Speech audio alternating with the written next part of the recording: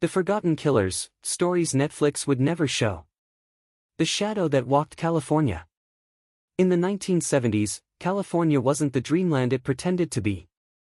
Beneath the sunshine, the state was crawling with predators, men who smiled at neighbors by day and turned into nightmares at night.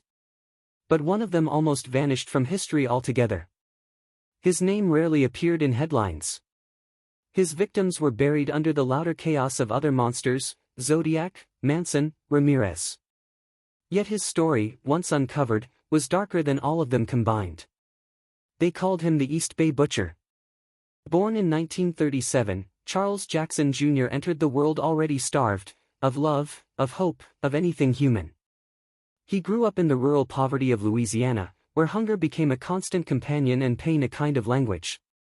His father's fists spoke louder than any words, and by the time Charles turned 10, he already knew that cruelty had power. Neighbors said he was quiet. Teachers said he was strange. His eyes were too still, like the calm before a storm. When his family moved to Mississippi, the rumors followed: stolen chickens, missing cats, a cousin who never wanted to talk about what happened by the riverbank. Nothing proven. Nothing admitted. By 16, he was in and out of trouble, breaking into homes, stealing, hurting animals. But when he was caught, adults made the same mistake over and over. They thought he was just a poor kid, not a predator in the making. By the late 1950s, Jackson followed his mother to California for a fresh start. The new beginning didn't erase the old habits. He took odd jobs, painted houses, fixed fences, and learned exactly how homes were built, and how easily they could be entered. During the day, he was invisible. At night, he was a shadow. Then, in the summer of 1975, that shadow took shape. A 19-year-old college student named Sonia Higginbotham didn't show up for class. Friends thought she was visiting family. But her mailbox overflowed, and her neighbors began to notice the silence.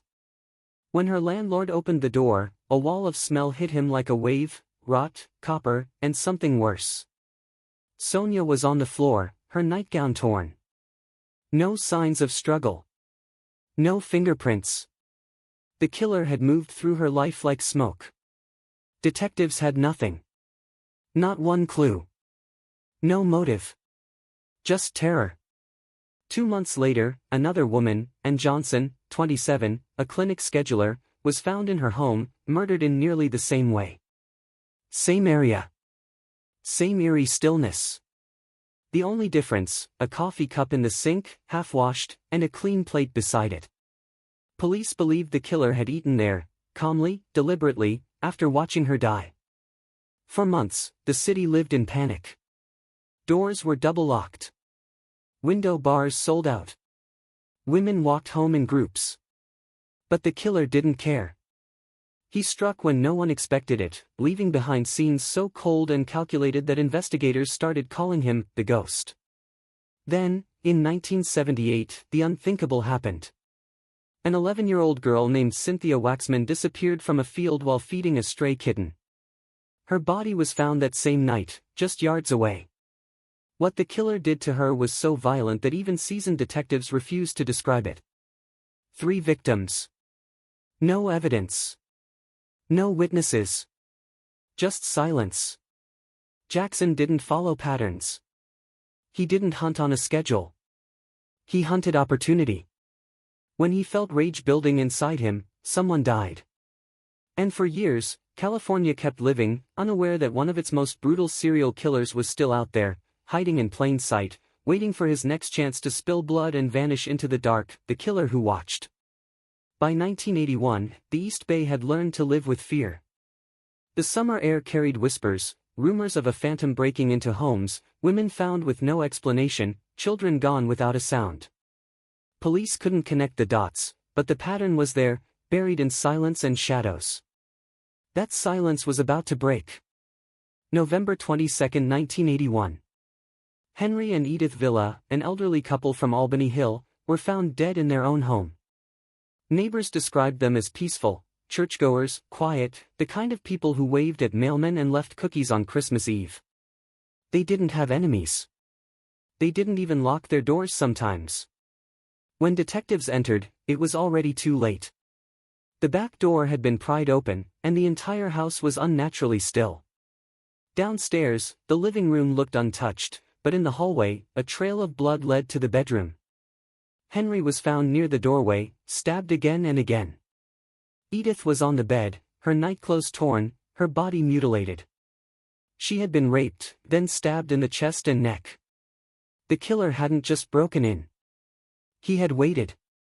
There were no fingerprints, no forced struggle, no reason anyone could understand. The coroner's report called it controlled rage.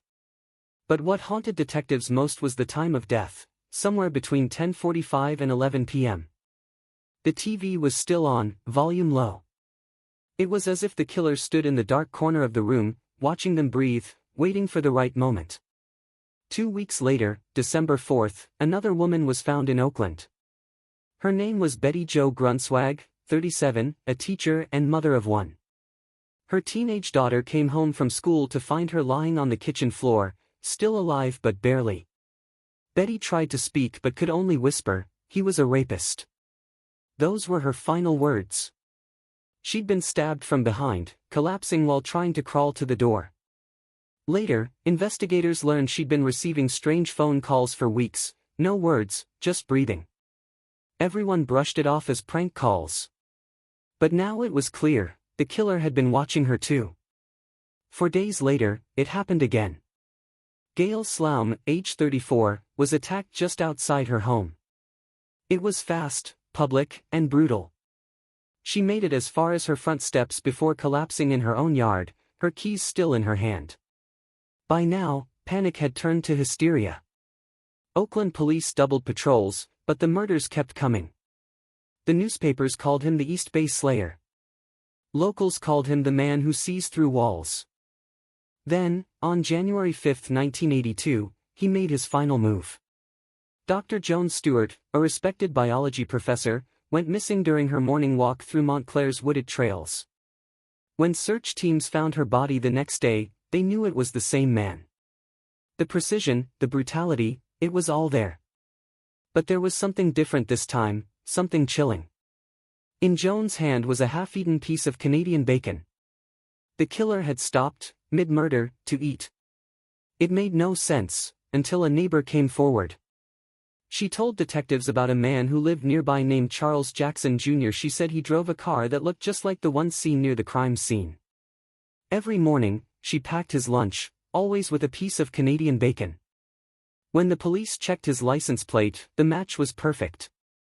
They raided his car and found blood traces, fibers matching Joan's clothing, and a knife with her DNA. When they arrested him, he didn't resist. He was polite. Calm. Even smiled. In the interrogation room, he said nothing. No confession. No denial. Just a blank stare at the wall. During his trial, the jury took less than a day to decide. Guilty. Life without parole. But investigators knew the truth, Joan wasn't his first victim. She was the last. The trail of blood stretched years before her, through the lives of women, children, and families who never got answers. The DNA evidence didn't exist yet, but every instinct told them he was behind it all. For the next decade, those old case files gathered dust in evidence lockers. Then, years later, a revolution in forensic science would reopen the door, and the East Bay Slayer's name would resurface with a vengeance, the ghost in the archives. For nearly 20 years, the name Charles Jackson Jr. faded into obscurity. He was serving a life sentence, locked away in a concrete cell, unseen and unheard. To most, the case was over. To detectives, it was unfinished business. In the late 1990s, a new generation of forensic technology began changing everything: DNA profiling. Old case files, once buried under layers of dust, were pulled out of storage. The East Bay Police Department began reopening unsolved murders, quietly hoping for closure. Inside one of those boxes, tagged Homicide, 1975, was a forgotten vial of blood scraped from a window ledge. Next to it, a lock of hair, a small swab of skin cells that had once been considered useless. They ran the DNA. The computer blinked once, then delivered the hit. Charles Jackson Jr. matched. Then another case. Then another. It was like opening a door to a graveyard no one knew existed. The results linked him to the murders of Sonia Higginbotham, Ann Johnson, Betty Jo Grunswag, Gail Sloum, and Cynthia Waxman. All women and one child, spanning almost a decade. Every single one had the same signature: sexual assault, stabbing, and a strange, deliberate silence afterward. He had entered homes like smoke, taken lives like secrets, and left no trace. But the DNA didn't lie. What investigators once thought were isolated incidents were now connected by a single thread: a monster who had been hiding in plain sight, even after he was caught. By the early 2000s, the number of confirmed victims rose to 8, but detectives believed it could be more. Some files hinted at 20, maybe 30. The truth was impossible to confirm because the East Bay during the 1970s and early 80s was already a hunting ground for predators. At least 6 serial killers were active in the same area, each stalking, each killing, sometimes within miles of each other. The chaos of overlapping crimes buried his trail even deeper. That's how he got away with it for so long. He wasn't the most infamous. He was the one everyone missed. When journalists tried to revisit the case, they found almost nothing: no documentaries, no books, not even a proper headline.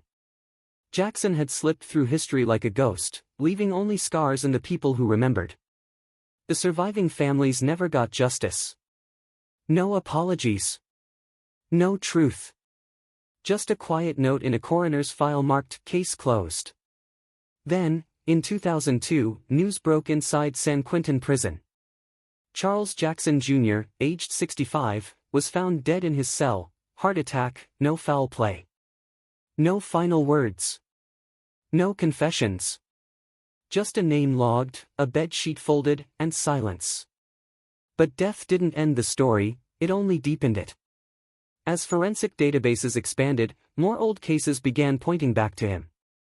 He had been there, again and again, inside homes, behind curtains, under beds, leaving fingerprints made of fear. Each discovery came too late for trial, too late for closure. Every time investigators thought they'd found his last victim, another file whispered his name. By the time his full record was pieced together, one thing was clear. Charles Jackson Jr. wasn't a drifter. He wasn't a man who killed out of impulse. He was a predator who understood invisibility, how to erase himself from memory. He didn't crave fame or infamy like other killers. He wanted control, and he took it with surgical calm. No spotlight. No spectacle. Just blood, silence, and a legacy of grief buried beneath California's sunlit streets. The East Bay Slayer never wanted the world to remember him. And for decades, it didn't. But in the end, the truth surfaced, quiet, patient, and cold as the man who created it. Because true evil doesn't always scream. Sometimes, it whispers.